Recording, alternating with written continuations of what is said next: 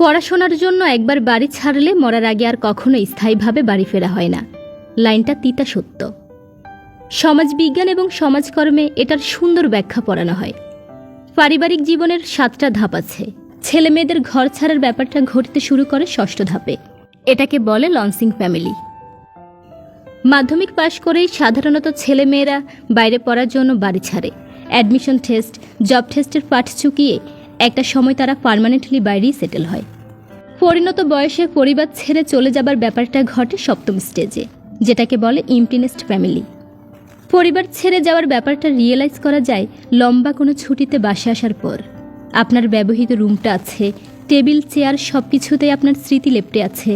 Dining table আপনার চেয়ারটা বারবার মনে করিয়ে দেয় আপনি এই পরিবারের স্থায়ী কেউ।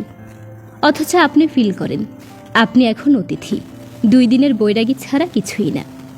মায়ের হাতের পরম যত্নে রান্না করা খাবার খেয়ে অভ্যস্ত ছেলেটাও শিখে যায় বাইরের অখাদ্য কুখাদ্য খেয়ে দিনাতিপাত করা। নিজের রুম, নিজের বেড ছাড়া ঘুমাতে না পারা মেয়েটাও দিব্যি শিখে যায় ডাবল ট্রিপল রুমে থাকা। Education is a trap. স্বপ্ন ক্রমশ বাড়তেই থাকে। শত প্রতিকূল পরিস্থিতিতেও পেছনে ফিরে আসবার সুযোগ নেই।